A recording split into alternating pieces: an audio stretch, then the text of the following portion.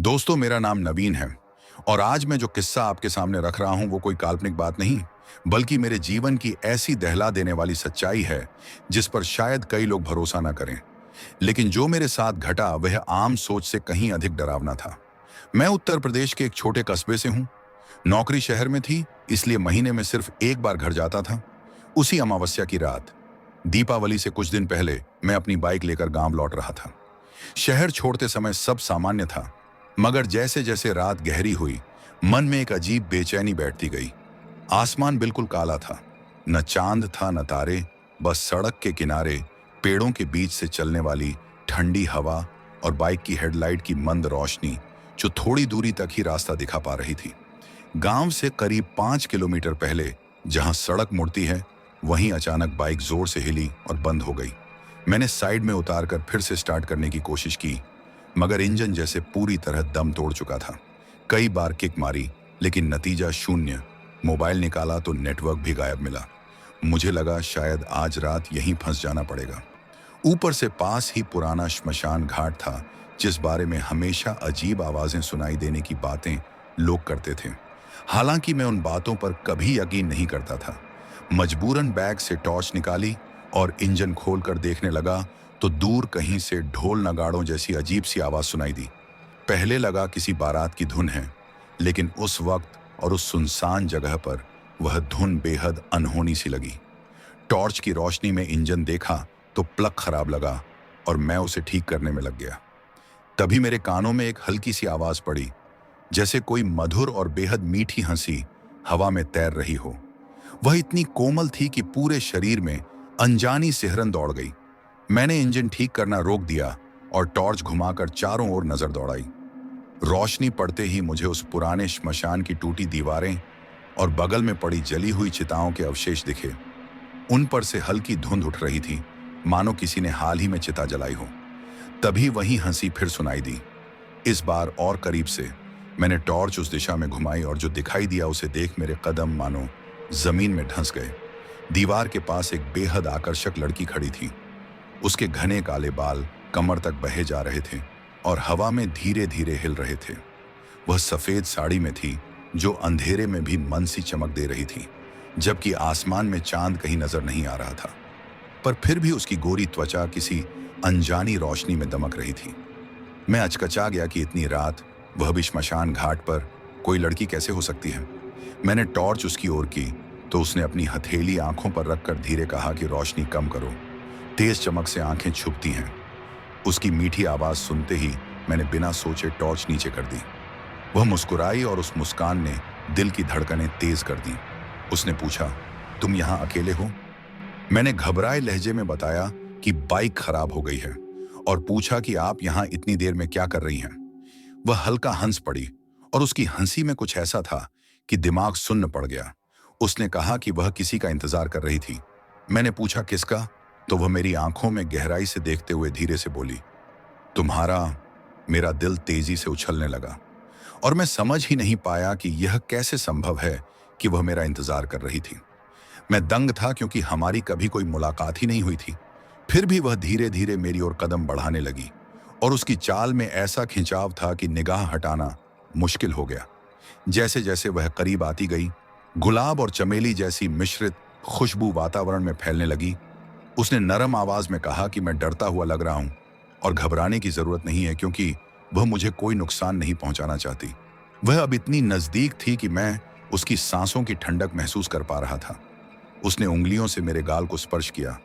उसका हाथ बर्फ जैसा ठंडा था, मगर अजीब तरह सुकून भी दे रहा था। तभी उसने अचानक कहा कि मेरी बाइक उसी ने खराब की है। यह सुनकर मैं चौंक गया। वह मुस्कुराई और बोली कि उसे मुझसे मिलना था, इसलिए उसने मुझे यहीं रोका। मैं स्तब्ध था, दिमाग जैसे सुन्न पड़ गया था। उसकी सुंदरता और मोहक आवाज ने मुझे जादू की तरह अपनी ओर खींच रखा था। उसने कहा, चलो मेरे साथ। और जब मैंने पूछा कहाँ, तो उसने इशारा सीधे श्मशान की ओर किया, जहां उसे मुझसे एक विशेष बात करनी थी। मैं जानता था रात में श्मशान में कदम रखना ठीक नहीं, पर उसकी आंखों में जैसे कोई रहस्यमयी शक्ति थी जिसने मुझे पूरी तरह वश में कर लिया। मैंने बाइक एक तरफ खड़ी की और उसके पीछे चल पड़ा। वह मेरा हाथ पकड़कर भीतर ले जाने लगी। उसका हाथ बेहद ठंडा लेकिन पकड़ आश्चर्यजनक रूप से मजबूत थी। अंदर घना अंधेरा और हर तरफ जली चिताओं की राख फैली हुई थी। कुछ जगहों से अब भी धुंध उठ रही थी। जलती लकड़ी और किसी अनजानी चीज की मिश्रित गंध हवा में तैर रही थी। फिर भी उसके साथ होने पर भय का नामो निशान नहीं था। वह मुझे उन चिताओं में से एक के पास ले गई, जहां अंगारे हल्के हल्के चमक रहे थे। उसने कहा, बैठो, और मैं वहीं बैठ गया। वह सामने आकर बैठी तो टिमटिमाती आग की रोशनी में उसका चेहरा और भी अनुपम लग रहा था। उसने कहा कि मैं बहुत भाग्यशाली हूं। मैंने आश्चर्य से पूछा, क्यों? उसने मेरी आंखों में गहराई से देखा और कहा कि मैं खुद को भाग्यशाली समझूं, क्योंकि आज मेरी मुलाकात उससे हुई है, और जिसके जीवन में वह आती है उसकी किस्मत हमेशा बदल जाती है। मैं अब भी उसकी बातों का अर्थ समझ नहीं पा रहा था, लेकिन उसके सामने बैठकर जैसे होश खो चुका था। तभी अचानक चिता की आग भभक उठी, लपटें ऊंची होने लगीं, और उसी रोशनी में मैंने गौर किया कि उसकी सफेद साड़ी पर काले धब्बे थे। पहले लगा यह राख है, पर ध्यान से देखने पर वे किसी और चीज के निशान जैसे लगे। उसने पूछा, क्या तुम घबरा गए? मैंने हल्के से सिर हिला दिया, क्योंकि मन में डरने वाले विचार उठ रहे थे। वह मुस्कुराई और बोली, अच्छा है, क्योंकि उसे कमजोर दिल वालों से नफरत है। वह और करीब सरक आई, इतनी करीब कि उसकी सांसें सीधे मेरे चेहरे से टकरा रही थीं। उसने अपना हाथ मेरे सीने पर रखा और कहा कि मेरा दिल बहुत जोर से धड़क रहा है। मैं कोई जवाब नहीं दे पाया। उसका छूना अजीब तरह से मोहक लग रहा था। अब चिता की लपटें और तेज होकर आसपास चमक बिखेर रही थीं, और उसकी आंखें भी अंगारों जैसी दहक रही थीं। उसने धीमे स्वर में बताया कि वह यहाँ सदियों से है, किसी का इंतजार करते हुए। यह सुनकर मैं सन्न रह गया। उसकी हंसी अब मीठी नहीं, बल्कि अजीब और भयावह सी लगने लगी। उसने कहा कि वह इस श्मशान की शुरुआत से यहाँ है, और हर उस आत्मा के रहस्य जानती है जो इन आगों में जल चुकी है। मेरे भीतर डर गहराने लगा, लेकिन वह बोली कि मुझे इन बातों से फर्क नहीं पड़ना चाहिए। बस यह याद रखो कि आज मेरा सबसे शुभ दिन है। वह और झुक गई। उसके होंठ मेरे होंठों से बस एक सांस की दूरी पर थे। वह धीमे स्वर में बोली कि आज मैं भाग्यशाली हूं, क्योंकि मेरा सामना उससे हुआ है। उसके होंठ मेरे होंठों से लगभग छूने जितने पास थे, और उसकी सांसों में जैसे गुड़ और शहद सी घुली हुई मीठी खुशबू थी। मेरा शरीर बेकाबू होकर कांप रहा था। उसने पूछा, मैं क्यों थरथरा रहा हूं? तो मैंने कहा, मुझे ठंड लग रही है। वह हल्का हंस दी और बोली कि अभी तो असली गर्मी शुरू होने वाली है। उसने अपने ठंडे हाथ मेरे कंधों पर रखे, पर अजीब बात यह थी कि उस स्पर्श में जैसे आग सी जलन भी थी। उसने कहा कि मैं उसे अच्छा लगता हूं, और मुझ में कोई विशेष बात है। जब मैंने पूछा क्या खास है, तो उसने मेरा चेहरा दोनों हथेलियों में थाम कर कहा कि मेरी आत्मा बहुत निर्मल है और वह उसे महसूस कर सकती है। इसी बीच चिता की आग और उग्र होने लगी, और लपटें हमारे चारों ओर ऐसे नाच रही थीं मानो हमारे मिलन का स्वागत कर रही हों। हवा में अनजाने मंत्रों की धुन तैर रही थी, जैसे दूर कहीं कोई साधना कर रहा हो।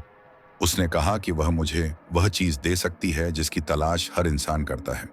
मैंने बेसुध होकर पूछा, क्या? तो उसकी आंखें चमक उठीं और उसने कहा, अमृत। यदि मैं उसके साथ मिलन करूं तो मुझे ऐसी शक्ति मिल सकती है कि मौत भी झुक जाए और मैं सदैव जवान तथा मजबूत रहूं। मेरा विवेक जैसे खत्म हो रहा था। उसकी सुंदरता, आवाज और स्पर्श ने मेरे मन को पूरी तरह वश में कर लिया था। वह बोली कि इसके लिए मुझे शरीर, मन और आत्मा सभी से उसका होना पड़ेगा। मैं जवाब देने में असमर्थ था, क्योंकि मेरे भीतर एक अनजानी तीव्र वासना उभर रही थी। उसने धीरे से अपनी सफेद साड़ी का पल्लू हटाया और धधकती चिता की रोशनी में उसका उजला शरीर चमकने लगा। उसके नग्न सौंदर्य को देखते ही मेरी सांस रुक सी गई। उसने पूछा कि क्या मुझे यह पसंद आ रहा है, और मैं केवल सिर हिलाकर ही उत्तर दे पाया। वह हल्की मुस्कान के साथ और करीब सिमट आई तथा मेरे कान में धीरे से बोली, तो फिर रुकने की क्या जरूरत है? अगले ही पल उसके होंठ मेरे होंठों से मिले, और जैसे ही उसका स्पर्श हुआ मेरे पूरे शरीर में बिजली सी दौड़ गई। वह चुंबन साधारण नहीं था, उसमें जैसे किसी तांत्रिक स्त्री का सम्मोहन था। मेरे विचार मिटने लगे और बस उसका स्पर्श ही शेष रह गया। वह मुझे धीरे धीरे चिता के पास ले गई और राख पर लिटा दिया। मुझे इस बात का कोई विरोध नहीं था, क्योंकि अब मैं पूरी तरह उसके अधीन था। उसने कहा कि मैं अब उसका हो चुका हूं और कुछ भी मना नहीं कर सकता। उसका हाथ मेरे सीने पर गया तो ऐसा लगा जैसे दिल पिंजरे से निकलकर बाहर कूद जाएगा। उसने धीमे से कहा कि वह मेरी इच्छा समझ सकती है, और यह सच था कि मैं उसे पाने की चाह में पागल हो चुका था। उसकी सुंदरता ने मेरे होश छीन लिए थे। उसने साड़ी एक ओर सरकाई और चिता की रोशनी में उसका निर्मल शरीर किसी दिव्य स्त्री जैसा चमक रहा था। शायद मैंने जीवन में ऐसी कोई स्त्री कभी नहीं देखी। फिर उसने कहा, अब मेरी बारी है। और मैंने बिना सोचे अपने वस्त्र उतार फेंके। न संकोच था न शर्म। मैं पूरी तरह उसके नियंत्रण में था। वह मेरे ऊपर झुक गई। उसका शरीर बर्फ जैसा ठंडा था, लेकिन छूने पर जैसे भीतर आग भड़क रही हो। उसने कहा कि अब हम एक हो जाएंगे। उसी क्षण हमारे इर्द गिर्द चिताओं की लपटें भयंकर रूप से भड़क उठी। आग आसमान तक उठती दिखी और मंत्रों की ध्वनि और प्रबल हो गई। जैसे ही हमारा संबंध आरंभ हुआ, मुझे ऐसा अनुभव हुआ जिसकी कल्पना भी कभी नहीं की थी। यह अनुभव किसी साधारण स्त्री के साथ संबंध जैसा नहीं था। यह अनुभव किसी साधारण संबंध जैसा नहीं, बल्कि बिल्कुल अलौकिक था। मेरे भीतर जैसे तेज करंट सा दौड़ रहा था। मैं चीखना चाहता था, पर गला सूख गया और आवाज बाहर ही अटक गई। सांसें तेज चलने लगीं। उसने पूछा, कैसा महसूस हो रहा है? और मैंने हाँफते हुए कहा कि बेहद अद्भुत। वह मुस्कुराई और बोली कि यह तो बस शुरुआत है, असली आनंद अभी बाकी है। उसकी आंखों में चमक और बढ़ गई। बाल बिना हवा के भी लहराते हुए रहस्यमय लग रहे थे। उसी दौरान मुझे महसूस हुआ कि धीरे धीरे मेरी ताकत जैसे खत्म हो रही है। पहले सोचा यह सामान्य थकावट होगी, पर जल्द ही एहसास हुआ कि मेरे शरीर से जैसे जीवन ही खींच रहा है। सांसें भारी होने लगीं और हाथ पैर ठंडे पड़ गए। मैंने चिंतित होकर पूछा, क्या हो रहा है? तो वह बस मुस्कुराती रही और बोली, थोड़ा और धैर्य रखो। चरम क्षण पर मुझे ऐसा सुख महसूस हुआ मानो मैं स्वर्ग तक पहुंच गया हूं। पर अगले ही पल लगा कि मेरी आत्मा शरीर से ऊपर उठ रही है। धुंध जैसी परछाई मेरे शरीर से अलग होने लगी और मैं समझ गया कि वह मेरी आत्मा ही है। मैं घबरा कर चिल्लाया कि यह क्या है। तभी वह हंस पड़ी और उसकी हंसी अब मधुर नहीं बल्कि डरावनी गूंज जैसी थी। उसने कहा कि मैं मूर्ख हूं जो इसे आनंद समझ रहा हूं, जबकि वह मुझे अपने वशीकरण में ले रही है। मैं स्तब्ध रह गया। साधना का क्या अर्थ है? यह सोच ही रहा था कि उसकी आंखें लाल हो गईं और चेहरा भयावह। उसने कहा कि वह साधारण स्त्री नहीं बल्कि तांत्रिक है और मेरे साथ मिलन उसकी सबसे बड़ी साधना को पूर्ण करने का माध्यम है। अब मेरे भीतर भय उमड़ आया। मैंने उससे दूर हटने की कोशिश की, मगर शरीर बिल्कुल निर्बल था। उसने चेतावनी दी कि भागने का विचार भी व्यर्थ है, क्योंकि अब बहुत देर हो चुकी है। वह विकृत मुस्कुराहट के साथ बोली कि अब मेरी आत्मा पूरी तरह उसके नियंत्रण में है। वह धीरे से मेरे ऊपर से उठकर खड़ी हुई और चिता की लौ में उसका चेहरा अब पहले जैसा सुंदर नहीं बल्कि भयावह प्रतीत हो रहा था। उसने घमंड भरे स्वर में कहा कि वह सदियों से इसी श्मशान में है और अनगिनत पुरुषों को अपने जाल में फंसाकर उनके साथ संबंध बनाकर उनकी आत्माएं निगल चुकी हैं। मेरा दिल तेजी से धड़कने लगा। मैंने कांपते स्वर में पूछा कि वह आखिर है कौन? उसकी हंसी और विकृत हो गई और वह बोली कि वह श्मशान की तांत्रिक शव संगिनी है। इस नाम को सुनते ही मेरी रीढ़ में सिहरन दौड़ गई, क्योंकि इसके बारे में सिर्फ कहानियों में सुना था, पर वह उन कथाओं को सच बता रही थी। चिता की आग और भड़क उठी और पूरा श्मशान मानो जलने लगा। मंत्रोच्चार की आवाजें हवा में गूंज रही थीं। उसने कहा कि उसकी साधना का अंतिम चरण था जीवित पुरुष के साथ मिलन, और मैंने अनजाने में उसे पूरा कर दिया। मैं अवाक था और पूछा कि मैंने कैसी मदद की। तो वह बोली कि मेरे शरीर के माध्यम से उसने अपनी सबसे शक्तिशाली सिद्धि प्राप्त कर ली है। अब वह चाहे तो इंसानों के बीच रहकर उनके मन को अपने वश में कर सकती है और उनसे मनमर्जी के काम करवा सकती है। वह जोर से हंस पड़ी और बोली कि बदले में मुझे क्या मिलेगा? सिर्फ मौत। यह सुनकर मैं चीख पड़ा और भागना चाहा, पर हाथ पैर सुन्न लग रहे थे। वह बोली, बेकार कोशिश मत कर, क्योंकि मेरी आत्मा उसके नियंत्रण में है और यह शरीर अब सिर्फ एक खोखला खोल है। मैं महसूस कर रहा था कि शरीर पूरी तरह निर्बल हो चुका है और जीवन जैसे फिसल रहा हो। वह मेरे बेहद करीब आई और मेरे सीने पर हाथ रखकर बोली कि अब वह मेरी बची खुची जिंदगी भी ले लेगी। फिर उसने अजीब मंत्रों का उच्चारण आरंभ कर दिया। अब उसकी आवाज पहले जैसी मीठी नहीं बल्कि भयानक और फटी हुई लग रही थी। मेरे शरीर में असहनीय पीड़ा शुरू हो गई, मानो कोई मेरी नसों से जीवन खींच रहा हो। उसने कहा कि अब मेरी आत्मा और मेरी उम्र दोनों उसकी हो चुकी हैं और वह मेरे शरीर का जैसा चाहे इस्तेमाल करेगी। चिता की लपटें आकाश को छूने लगीं और पूरा श्मशान आग में डूबता महसूस होने लगा। मुझे लगा जैसे मैं भी उसी अग्नि में जल रहा हूं। फिर वह बोली कि सबूत मिटाने के लिए पहले उसे मेरा शरीर नष्ट करना होगा। ये सुनते ही डर से मेरा खून ठंडा पड़ गया। मैंने आवाज निकालने की कोशिश की, पर स्वर गले में ही मर गया। वह खड़ी हुई और आकाश की ओर हाथ उठाकर आंखें मूंदकर मंत्रोच्चार करने लगी। तभी अचानक आसमान चमका, बादल गरजे और तेज हवाएं चल पड़ी। उसने चीखते हुए कहा, ओ शक्तिमयी, मेरे भीतर प्रविष्ट हो। उसके तन से लाल रक्त जैसा प्रकाश निकलने लगा। मैं समझ गया कि अंत करीब है और आंखें बंद कर भगवान को पुकारा। लेकिन अगले ही पल कुछ विचित्र हुआ। दूर कहीं मंदिर की घंटियां बजने लगीं और साथ में किसी पुजारी की मंत्र ध्वनि भी घुल गई। शव संगिनी चुप हो गई। उसने आंखें खोली और घबराकर चारों ओर देखने लगी। कौन है वहां? वह चीखी। घंटे और मंत्रों की ध्वनि और प्रबल हो गई और हर हर महादेव के नारे पूरे श्मशान में गूंजने लगे। वह तड़प कर बोली, नहीं, आज नहीं। मेरी साधना अधूरी नहीं रहनी चाहिए। लेकिन जयकारों के साथ मेरे भीतर जैसी थोड़ी शक्ति लौटने लगी। मंदिर की ध्वनि से वातावरण कांपने लगा और शव संगिनी की आंखों में आक्रोश भर आया। वह दहाड़ी कि कौन मेरी साधना रोकने की हिम्मत कर रहा है। तभी श्मशान के मुख्य द्वार से एक व्यक्ति भीतर प्रवेश करता दिखाई दिया। उस व्यक्ति के हाथ में त्रिशूल था और गले में रुद्राक्ष की माला लिपटी हुई थी। उसे देखकर लग रहा था जैसे कोई तपस्वी साधु हो। उसने जोर से चिल्लाकर शव संगिनी को रोका और कहा कि उसकी दुष्टताएं अब समाप्त होंगी। पर वह व्यंग्यात्मक हंसी हंसकर बोली कि पंडित जैसे लोग उसका कुछ नहीं बिगाड़ सकते और उनके मंत्र उस पर असर नहीं डालते। साधु ने चुनौती भरे स्वर में त्रिशूल उसकी ओर ताना, जिससे मुझे आशा की एक किरण दिखी।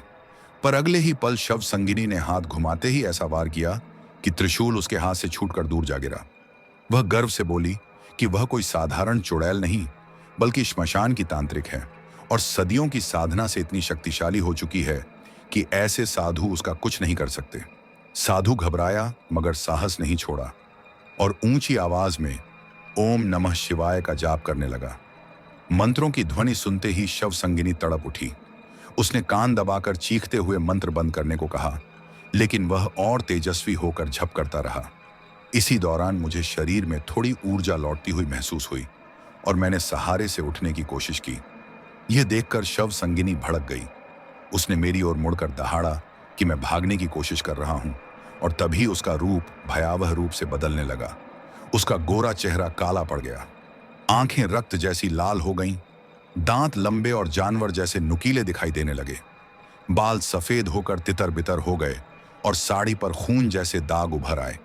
उसने चिल्लाते हुए कहा कि यही उसका असली स्वरूप है और पहले जो सौंदर्य मैंने देखा था वह सिर्फ भ्रम था जिससे मुझे जाल में फंसाया जा सके। मेरे आसपास लाल रंग की तांत्रिक आकृतियां चमकने लगीं और जमीन पर अजीब प्रतीक तथा यंत्र उभर आए। घबराकर मैंने पूछा, यह सब क्या है? तो वह बोली कि यह उसकी साधना का यंत्र है, जहां हर पुरुष जिसके साथ वह संबंध बनाती है उसी मंडल में लिटाकर उसकी जीवन शक्ति और आत्मा को अपने अधीन कर लेती है।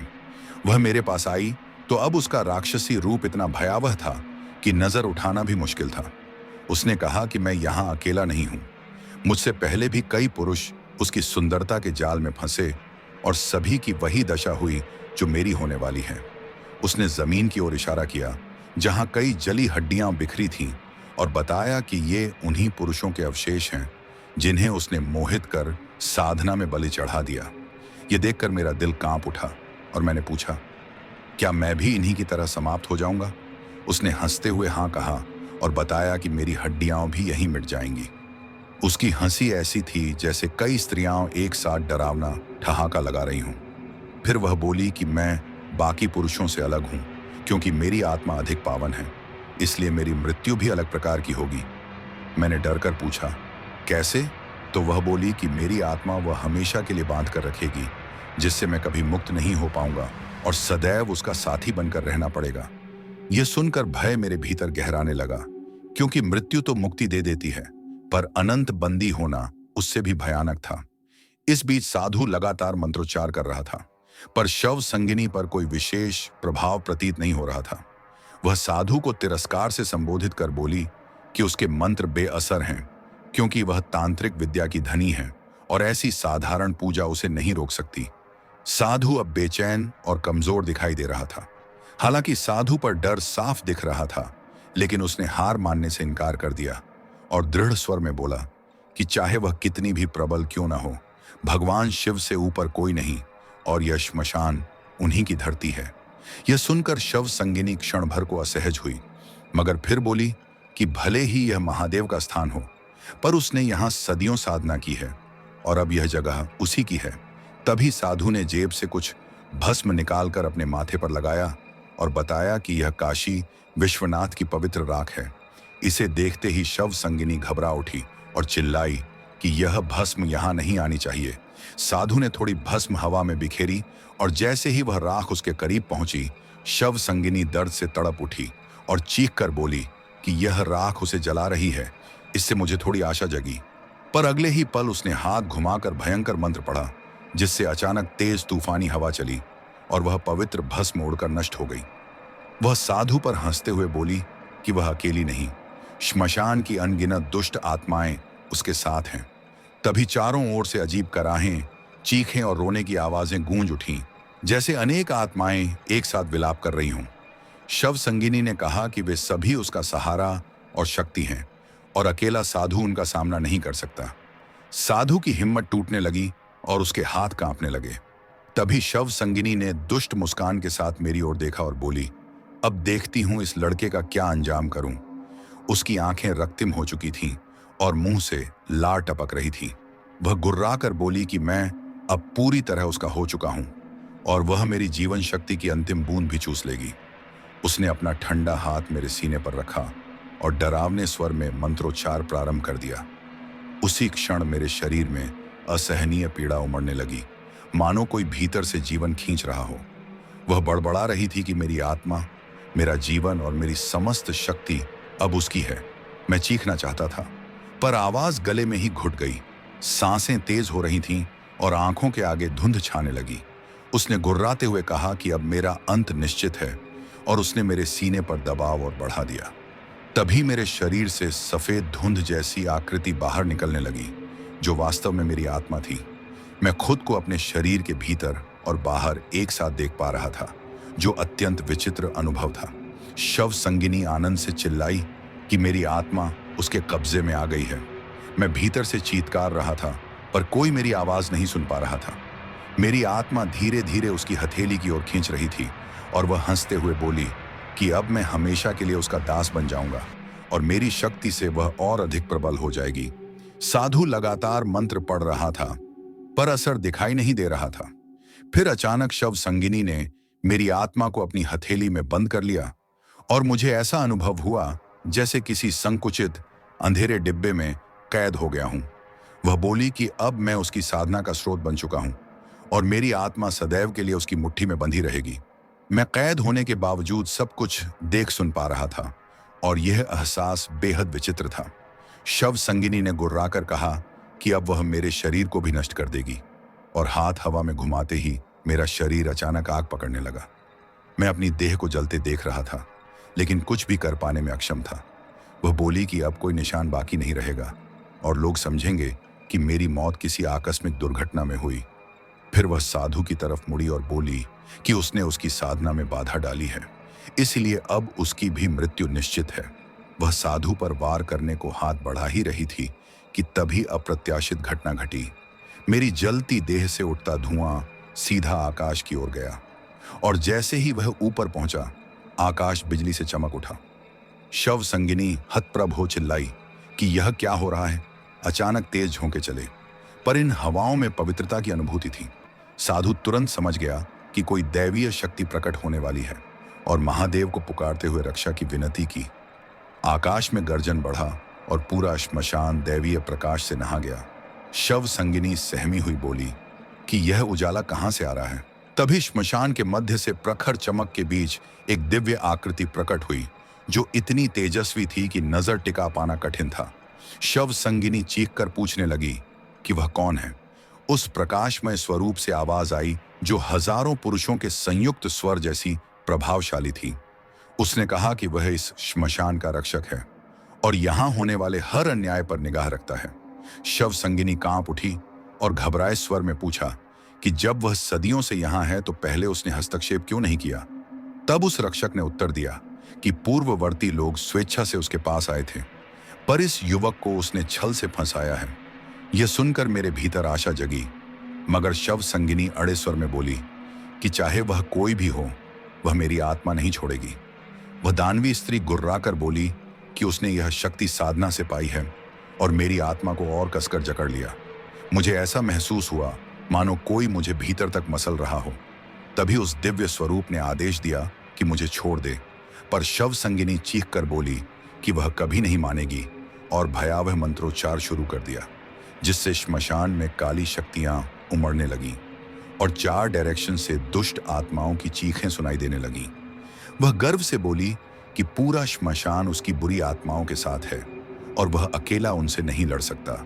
लेकिन दिव्य आकृति ने मात्र हाथ उठाया और तुरंत उज्ज्वल प्रकाश फूटा, इतना तेज कि सारी दुष्ट आत्माएं दर्द से चिल्लाते हुए भाग गईं। शव संगिनी अविश्वास में चीखी कि यह कैसे संभव है। तब रक्षक ने कहा कि बुराई कभी भी अच्छाई के सामने टिक नहीं पाती और यह युवक निर्दोष है, इसलिए वह इसकी रक्षा करेगा। उसी पल मुझे लगा कि मेरी आत्मा उसकी पकड़ से फिसलने लगी है और धीरे धीरे शरीर की ओर लौट रही है। शव संगिनी तड़पती चीखी कि ऐसा न हो, नहीं तो उसकी साधना नष्ट हो जाएगी। उसने पकड़ने का प्रयास किया, पर प्रकाश की शक्ति उसके स्पर्श से परे थी। रक्षक ने कहा कि निर्दोषों की बलि लेकर शक्ति पाना अधर्म है और यही उसकी साधना को गलत बनाता है। धीरे धीरे मेरी आत्मा शरीर में वापस समा रही थी और जल चुका शरीर लौटकर सामान्य होने लगा। यह चमत्कारिक दृश्य था। तभी शव संगिनी ने अंतिम हमला किया और चीखते हुए काली बिजली मेरी ओर फेंकी, पर दिव्य आकृति ने उसे रोशनी से निष्क्रिय कर दिया। फिर वह गरज कर बोला कि अब बस, उसने इस पवित्र भूमि को अपवित्र किया है, इसलिए अब उसे यहां से जाना होगा। शव संगिनी ने इनकार करते हुए दहाड़ लगाई कि यह स्थान उसी का है, पर जैसे ही रक्षक ने हाथ उसकी ओर बढ़ाया, उसके शरीर से धुआं उठने लगा और वह यातना में चीखने लगी। रक्षक ने चेताया कि दोबारा किसी निर्दोष को छुआ तो उसे पूर्ण नाश कर देगा। शव संगिनी का शरीर धीरे धीरे धुएं में घुलने लगा और अंतिम चीख के साथ वह विलुप्त हो गई। केवल उसकी कराह श्मशान में गूंजती रह गई। उसी क्षण में पूरी तरह अपने शरीर में लौट आया। सांसें वापस चलने लगीं और मुझे यकीन हुआ कि मैं अभी भी जीवित हूं। वह दिव्य रक्षक मेरी ओर देखकर बोला कि क्या मैं ठीक हूं और मैंने कमजोरी के बावजूद सिर हिला दिया। उसने कहा कि अब मुझे घर लौट जाना चाहिए और इस घटना का जिक्र किसी से न करूं, क्योंकि कोई विश्वास नहीं करेगा। मैंने पूछा कि वह कौन है, तो उसने बताया कि वह इस श्मशान का संरक्षक है और भगवान शिव ने उसे निर्दोष आत्माओं की रक्षा के लिए यहाँ नियुक्त किया है। उसकी आकृति प्रकाश में विलीन होने लगी और जाते जाते उसने कहा कि बुराई अंत में हमेशा हारती है, पर आगे से सावधान रहूं और सदैव भगवान का स्मरण करता रहूं। वह अदृश्य हो गया और साधु भी वहां से जा चुका था। अब श्मशान में केवल मैं अकेला था।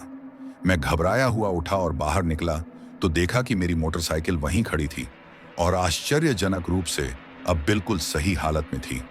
मैंने इंजन चालू किया और गांव की ओर निकल पड़ा। रास्ते भर मैं हर हर महादेव का जाप करता रहा, मगर उस रात के बाद कई दिनों तक बीमार रहा। बुखार चढ़ आता और सपनों में वही शव संगिनी दिखाई देती। डॉक्टर भी मेरी स्थिति समझ नहीं पाए और मैंने यह राज किसी से साझा नहीं किया, क्योंकि लोग मुझे पागल समझते। कुछ महीनों बाद पता चला कि यह रहस्य केवल मुझे ज्ञात नहीं था। गांव के कुछ बुजुर्ग उस शव संगिनी की कथा पहले से जानते थे। एक दिन पुराने पंडित जी मिले तो उन्होंने बताया कि उस रात जो साधु सहायता को पहुंचा था वही स्वयं थे, और उन्होंने कहा कि जब उन्हें एहसास हुआ कि मैं खतरे में हूं, तभी वे श्मशान की ओर दौड़े थे। पंडित जी ने मुझे बताया कि वे शव संगिनी के बारे में लंबे समय से जानते थे और वह सदियों से उसी श्मशान में भटकती है। कई पुरुष उसके माया जाल में फंसकर मारे जा चुके हैं। मैंने उनसे पूछा कि वे खुद उसे क्यों नहीं रोक पाए, तो उन्होंने स्वीकार किया कि वह अत्यंत शक्तिशाली थी और उनके मंत्र उस पर प्रभाव नहीं डाल रहे थे, पर भगवान शिव की कृपा से मैं बच गया।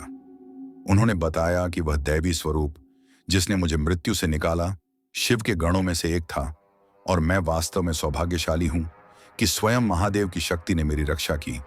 लेकिन उन्होंने यह भी चेतावनी दी कि खतरा पूरी तरह टला नहीं है, क्योंकि शव संगिनी मरी नहीं, केवल दूसरे लोक में चली गई है और कभी भी वापस लौट सकती है। मैंने घबरा कर पूछा कि क्या मुझे जीवन भर डर में जीना पड़ेगा? तो उन्होंने कहा कि यदि मैं भगवान का स्मरण करता रहूं और बुरे कर्म न करूं तो वह मेरा कुछ नहीं बिगाड़ पाएगी। उन्होंने मुझे एक रुद्राक्ष माला दी और कहा कि इसे हमेशा पहनना, क्योंकि यह रक्षा कवच की तरह काम करेगी। आज भी मैं वही माला धारण करता हूं और प्रतिदिन महादेव की पूजा करता हूं। पर सच्चाई यह है कि अब भी लगता है कि वह दुष्ट आत्मा कहीं आसपास मंडरा रही है। कई बार रात में उसकी हल्की खौफनाक हंसी कानों में गूंज जाती है। मैंने शादी कर ली है और मेरा एक बेटा भी है, लेकिन मैं परिवार को अकेला नहीं छोड़ता, खासकर रात में नहीं। पिछले महीने जब मैं बाइक से निकला तो वहीं पुराने श्मशान के पास गाड़ी अचानक बंद हो गई। डर के मारे मैंने तुरंत हनुमान चालीसा पढ़ी और चमत्कार यह कि बाइक खुद स्टार्ट हो गई। तभी मुझे यकीन हुआ कि वह अभी भी मौजूद है और मुझे ढूंढ रही है। मैंने पंडित जी से पूछा कि क्या उससे हमेशा के लिए छुटकारा पाया जा सकता है, तो उन्होंने कहा कि हाँ, उपाय है, पर बेहद जोखिम भरा। यदि कोई महातांत्रिक उसकी शक्ति नष्ट कर दे तो वह सदा के लिए समाप्त हो जाएगी। पंडित जी ने बताया कि शव संगिनी से हमेशा के लिए छुटकारा पाने के लिए किसी को स्वयं अपने जीवन की बाजी लगानी पड़ेगी और तभी उसकी शक्ति खत्म हो सकती है। पर यह बेहद खतरनाक है। इस डर से मैं आज भी आशंकित रहता हूं कि कहीं वह मेरे परिवार पर कोई बुरा साया न डाल दे। इसी कारण मैंने यह पूरी घटना लिखने का निश्चय किया, ताकि कोई और मेरी तरह उस जाल में न फंसे। अगर कभी आप रात के सन्नाटे में किसी श्मशान के आसपास अकेले हों और अचानक कोई खूबसूरत स्त्री आपको दिखाई दे, तो तुरंत वहां से दूर हट जाए। उसकी किसी भी मधुर बात में ना आई और बिना देर किए हनुमान चालीसा या हर हर महादेव का जाप शुरू कर दें। और याद रहे, अमावस्या की रातों में श्मशान के आसपास भटकना बिल्कुल नहीं, क्योंकि वह तांत्रिक आत्मा अब भी जीवित है और अपने अगले शिकार की प्रतीक्षा कर रही है। यदि कभी रात में आपको श्मशान के रास्ते से किसी स्त्री की हल्की हंसी सुनाई दे, तो समझ लें कि वह संभवतः वही शव संगिनी हो सकती है जो किसी नए युवक की तलाश में है। शायद अगली बार उसकी साधना के लिए बारी आपकी हो। मेरी यही दुआ है कि भगवान आपको उससे दूर रखे, लेकिन यदि कभी सामना हो जाए तो याद रखना, सिर्फ ईश्वर का नाम ही रक्षा कर सकता है। हर हर महादेव। यही थी मेरी सच्ची घटना। तो दोस्तों, ये थी हमारी आज की कहानी। इसके बाद दोस्तों, हम वापस श्रृंखला शुरू करेंगे जो मैंने कल आपसे कहा था। साथ ही जिन लोगों ने कल की कहानी सुनने के बाद कमेंट करते हुए अपना नाम और जगह बताया था, अब उन लोगों का नाम लेता हूं। पहला नाम है पठानकोट पंजाब से मान साहब। अगला नाम है नागालैंड नॉर्थ ईस्ट लंडिया से अपोंग नागा। अगला नाम है एतवा से आजाद। अगला नाम है बिहार पटना से राठौड़। अगला नाम है बिहार नालंदा से रोहित सिंह। अगला नाम है जगदलपुर छत्तीसगढ़ से मोहम्मद मंजर रहीम। अगला नाम है ओडिशा कटक से सोनल सेठी। अगला नाम है लखनऊ से शिवेंद्रा कुमार शर्मा। अगला नाम है उत्तराखंड से अमंडा सिंह। अगला नाम है दिल्ली से पंकज। अगला नाम है भोपाल से पंकज। गोलू दंगी सुनीता दंगी। अगला नाम है लखनऊ से रामगोपाल एस रवाट। अगला नाम है पंजाब पाकिस्तान मुल्तान सिटी से मोहम्मद फ़हीम कुरैशी। अगला नाम है पठानकोट पंजाब से मान साहब। अगला नाम है पोर्टुगल से बिन्नाई। अगला नाम है बलोत्रा राजस्थान से पूरन चंद। अगला नाम है सी एच छत्तीसगढ़ से दीपक राव बोरसी डियोरग। अगला नाम है कोलकाता से अर्जुन। अगला नाम है दिल्ली से सीमू। तो दोस्तों, आपको हमारी यह कहानी कैसी लगी? अगर आप ऐसी और दिलचस्प कहानियां सुनना चाहते हैं तो हमारे चैनल को सब्सक्राइब करना बिल्कुल न भूलें।